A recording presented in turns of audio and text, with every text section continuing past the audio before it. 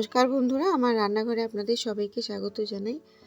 আমরা বাঙালিরা নিত্য নতুন খাবার পছন্দ করি, আর সেই জন্য অথেন্টিক ট্রেডিশনাল ডাব চিংড়ির রেসিপি আজকে শেয়ার করছি।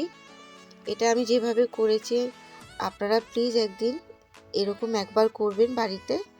তো আমি এখানে দেখুন বড় চিংড়ি নিয়ে নিয়েছি, আর 4টে নিয়ে নিয়েছি বড় চিংড়ি, আর কয়েকটা ছোট চিংড়ি নিয়ে নিয়েছি। আর একটুখানি চিংড়িগুলো কিভাবে কাটতে হয় অনেকেই হয়তো জানেন আপনারা বন্ধুরা, তো আমি একটু দেখিয়ে দিই যারা জানে না। এইখানটায় মাথাটা একটুখানি বাদ দিয়ে দিলাম, আর লেজাটা রেখে দিলাম। আর এইখানটা একটুখানি কেটে, এখানে একটা নোংরা থাকে তো ছুরিটা দিয়ে একটু কেটে নিলাম। আর দেখুন এই যে এই কালো মতন সুতোর মতন এটা টেনে বার করে দেবেন, এটা পেটের জন্য ভালো না একদমই। আর পাটা, এই যে পাটা আমি কাঁচি দিয়ে কেটে দিচ্ছি। আর হয়ে গেল।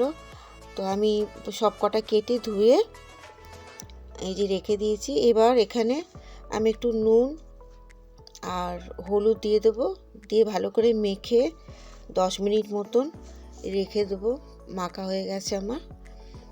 এখানে কালো সর্ষে আর সাদা সর্ষে নিয়েছি পরিমাণ মতন, আর ভিজিয়ে রাখবো। ওটা ভেজানো হয়ে গেছে। আমি এটা জারের মধ্যে দিয়ে দিলাম, ব্লেন্ডার জারের মধ্যে নুন আর কাঁচা লঙ্কা দিয়ে এটা বেটে নেব। আর একটা বাটা করতে হবে, কাঁচা লঙ্কা তো ওতে দিয়েছি। এখানে আদা রসুন পেঁয়াজটা দিয়ে এটাও বাটাটা রেডি রাখবো।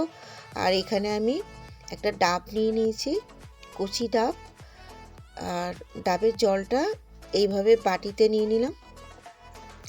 নিয়ে এবার একটু মুখটা বড় করে নিতে হবে, তার কারণ বড় না করলে চিংড়িগুলো ঢোকাবো খুব অসুবিধা হবে।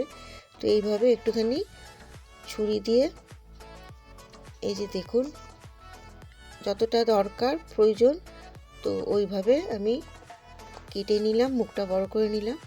এবার এখানে সর্ষের তেল গরম হয়ে গেছে, চিংড়ি মাছগুলো এক এক করে দিয়ে দিচ্ছি। হালকা করে ভেজে তুলতে হবে, বেশি কড়া ভাজা যাবে না, চিংড়ি মাছ শক্ত হয়ে যায়। তো হালকা করে ভেজে নিয়ে তারপর আমি এটা উঠিয়ে নেব। হয়ে গেছে চিংড়ি মাছটা ভাজা। এবার আমি একটা থালাতে তুলে নিচ্ছি। এই ডাব চিংড়ি আমাদের নানা রকম আমরা চিংড়ি মাছ দিয়ে করি, তাই ওই তেলেতে আমি একটু জিরে ফোড়ন দিয়ে এবার পেঁয়াজ আদা আর রসুনের যে পেস্টটা ছিল সেটা আমি দিয়ে দিচ্ছি। তো আমরা চিংড়ি মাছ নানা রকমভাবে করি, কিন্তু এইরকম ডাব চিংড়ি খুবই পুরনো। আমি একটুখানি হলুদ আর কাশ্মীরি লঙ্কা দিয়ে দিলাম। আপনারা চাইলে লাল যে ঝাল যে লঙ্কা গুঁড়ো সেটাও দিতে পারেন। আমি যেহেতু সর্ষে বাটার সাথে আমি কাঁচা লঙ্কা দিয়েছি, ওই জন্য আর লঙ্কা দিলাম না। এখানে সর্ষে বাটাটাও দিয়ে দিলাম, দিয়ে ভালো করে কষছি। আমি অল্প আঁচে রেখেছি, বেশি করিনি। আর চিংড়িগুলো এখন দিয়ে দিচ্ছি, মাঝারি আঁচ রেখেই কিন্তু আমি অনবরত নাড়াচাড়া করে এটা করছি। আর ডাবের একটু জল দিয়ে দিচ্ছি, ডাব চিংড়ি তো ডাবের জল না দিলে তো হবেই না, সেজন্য ডাবেরই জল দিলাম। আপনারাও চেষ্টা করবেন ডাবের জল দিতে। আর যেহেতু আমি ডাবটা কচি নিয়েছিলাম সেজন্য তো শাঁস ছিল না, আপনারা চেষ্টা করবেন ডাবের শাঁস বা নারকোল দিতে, ভালোই লাগবে। আর কষানো হয়ে গেছে। এবার আমি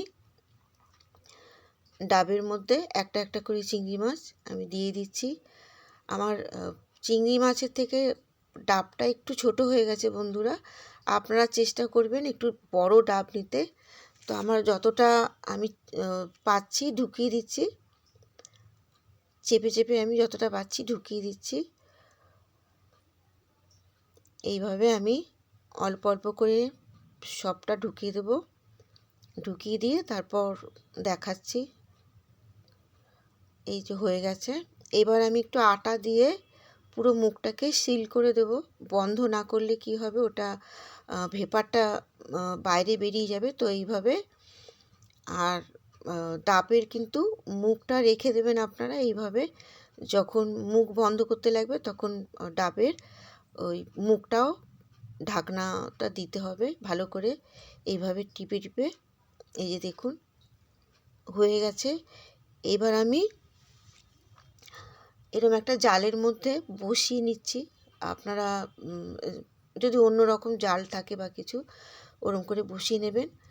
আর আমি পুরো আঁচটা বাড়াবো, কিন্তু পুরো আঁচ না বাড়ালে এটা ইয়ে হবে না। আধ ঘন্টার মতন, ওই 45 থেকে আধ ঘন্টার মতন আমার লেগেছিল ডাবটা পোড়াতে। এই যে দেখুন কতটা আগুন। তো আমার হয়ে এসছে অনেকটা। আর বন্ধুরা, আপনাদের যদি ডাব চিংড়ির রেসিপি ভালো লাগে তো আমার চ্যানেলকে সাবস্ক্রাইব করে দেবেন। আর হয়ে গেছে এটা। এবার আমি একটুখানি দেখাচ্ছি কীরকম হয়েছে।